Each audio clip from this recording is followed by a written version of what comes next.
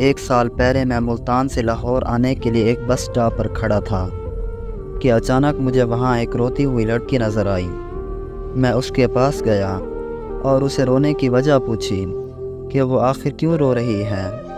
وہ مجھے بتانے لگی کہ میرے ابو لاہور میں نوکری کرتے ہیں اور تھوڑی دیر پہلے ان کے دفتر سے کال آئی ہے کہ ان کا ایکسیڈنٹ ہو گیا ہے اور وہ ایک ہاسپٹل میں ایڈمٹ ہے۔ میں لاہور جانے کے لیے 1 گھنٹے سے بس کا انتظار کر رہی ہوں، لیکن کوئی بس نہیں آ رہی۔ اسی پریشانی کی وجہ سے مجھے بہت رونا آ رہا ہے۔ اس لڑکی کی بات سن کر میں نے اسے حوصلہ دیا کہ پریشان نہ ہو، سب ٹھیک ہو جائے گا۔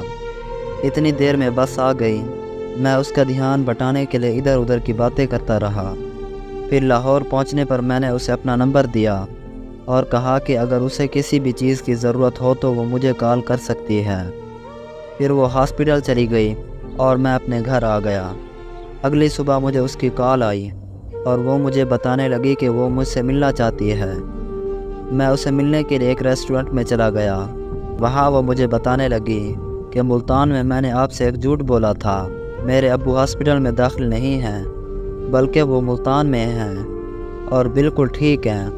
میں تو اپنے گھر سے بھاگ کر اس لڑکے سے شادی کرنے کے لیے لاہور آئی تھی جس سے میں بے حد محبت کرتی ہوں، لیکن اس لڑکے نے مجھ سے شادی کرنے سے انکار کر دیا ہے۔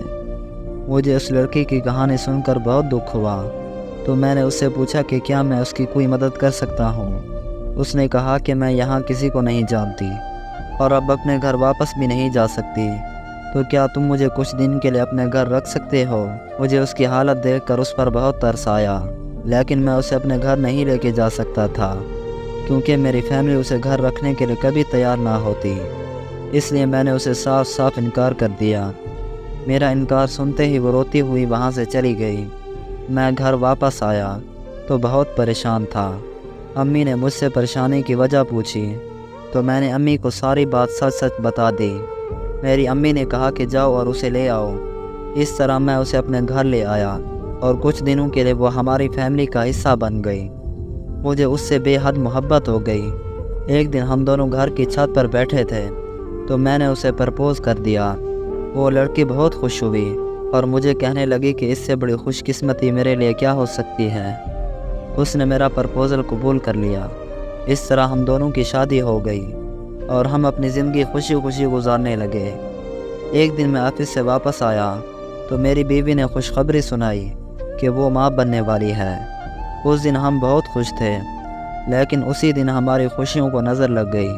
میں مارکیٹ میں گھر کے لیے کچھ سامان لینے گیا ہوا تھا کہ میرے بھائی کی مجھے کال آئی کہ فوراً گھر پہنچو، تو پتہ چلا کہ میری بیوی کے گھر والے آئے تھے اور وہ لوگ زبردستی میری بیوی کو اپنے ساتھ ملتان لے کر گئے ہیں۔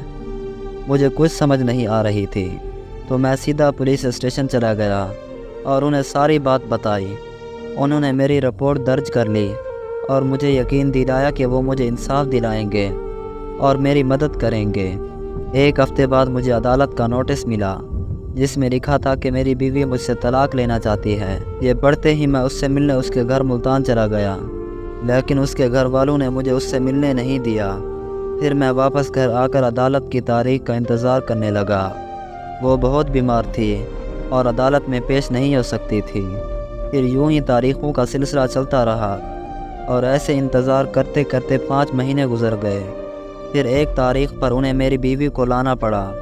میں اس دن بہت خوش تھا کیونکہ میں اس سے ملنے والا تھا اور مجھے لگ رہا تھا کہ آج فیصلہ ہو جائے گا، میری بیوی مجھے مل جائے گی۔ لیکن جب میں نے اپنی بیوی کو دیکھا تو میرے پاؤں تلے زمین نکل گئی، کیونکہ میں نے دیکھا کہ اس کے پیٹ میں بچہ نہیں ہے، یعنی وہ میرا بچہ گرا چکی تھی۔ پھر اس نے عدالت کے سامنے کہا کہ مجھے اس سے طلاق چاہیے کیونکہ میں اسے مارتا پیٹتا ہوں اور میرے تشدد کی وجہ سے میرا بچہ ضائع ہو گیا ہے۔ اس بات سے مجھے بہت تکلیف ہوئی۔ یقین کرے وہ دن میرے لیے قیامت کا دن تھا جب جج صاحب نے ہمیشہ ہمیشہ کے لیے ہماری جدائی لکھ دی۔ میں اس دن ایسا خاموش ہوا کہ اب مجھے کسی سے بات کرنے کو دل نہیں کرتا۔